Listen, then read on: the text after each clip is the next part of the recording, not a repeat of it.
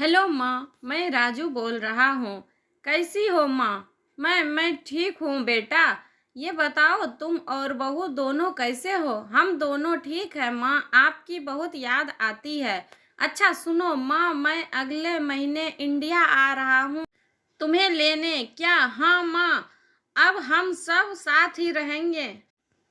नीतू कह रही थी माँ जी को अमेरिका ले आओ, वहाँ अकेली बहुत परेशान हो रही होगी। हेलो, सुन रही हो माँ? हाँ हाँ बेटे। बूढ़ी आंखें से खुशी की अश्रुधारा बह निकली। बेटे और बहू का प्यार नस नस में दौड़ने लगा। जीवन के 70 साल गुजार चुकी सावित्री ने जल्दी से अपने पल्लू से आंसू पोंछे और बेटे से बात करने लगी। पूरे 2 साल बाद बेटा घर आ रहा था। बूढ़ी सावित्री ने मोहल्ले भर में दौड़ दौड़ कर ये खबर सबको सुना दी।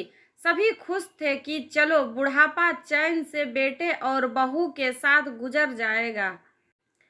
राजू अकेला आया था। उसने कहा कि माँ, हमें जल्दी ही वापस जाना है, इसलिए जो भी रुपया पैसा किसी से लेना है वो लेकर रख लो, और तब तक मैं किसी प्रॉपर्टी डीलर से मकान की बात करता हूँ। मकान?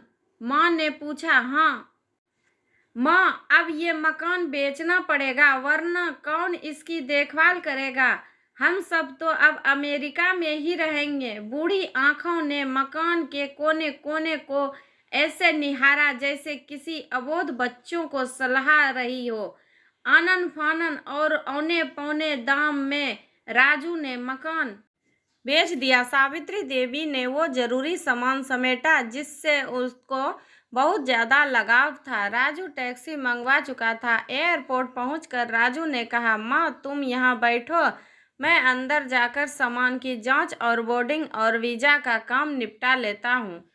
ठीक है बेटे। सावित्री देवी वहीं पास की बेंच पर बैठ गए। काफी समय बीत चुका था। बाहर बैठी सावित्री देवी बार बार उस दरवाजे की तरफ देख रही थी जिसमें राजू गया था, लेकिन अभी तक बाहर नहीं आया।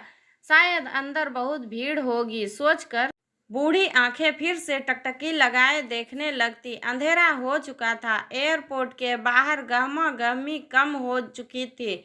माँ जी, किस से मिलना है? एक कर्मचारी ने वृद्धा से पूछा। मेरा बेटा अंदर गया था टिकट लेने, वो मुझे अमेरिका लेकर जा रहा है, सावित्री देवी ने घबरा कर कहा। लेकिन अंदर तो कोई पैसेंजर नहीं है। अमेरिका जाने वाली फ्लाइट तो दोपहर में ही चली गई। क्या नाम था आपके बेटे का? कर्मचारी ने सवाल किया। राजू। सावित्री के चेहरे पर चिंता की लकीरें उभर आई। कर्मचारी अंदर गया और कुछ देर बाद बाहर आकर बोला, माँ जी, आपका बेटा राजू तो अमेरिका जाने वाली फ्लाइट से कब जा चुका है। क्या? वृद्धा की आंखों से आंसुओं का सैलाब फूट उठा। बूढ़ी माँ का रोम रोम कांप उठा। किसी तरह वापस घर पहुंची तो अब बिक चुका था। रात में घर के बाहर चबूतरे पर ही सो गई। सुबह हुई तो दयालु मकान मालिक ने एक कमरा रहने को दे दिया। पति की पेंशन से घर का किराया और खाने का काम चलने लगा। समय गुजरने लगा। एक दिन मकान मालिक ने वृद्धा से पूछा, माँ जी, क्यों नहीं आप अपने किसी रिश्तेदार के यहाँ चली जाए? अब आपकी उम्र भी बहुत हो गई, अकेली कब तक रह पाएगी? हाँ, चली तो जाऊं, लेकिन कल को मेरा बेटा आया तो यहाँ फिर कौन उसका ख्याल रखेगा? आंखों से आंसू आने लग गए। दिल को छू लेने वाली ये कहानी।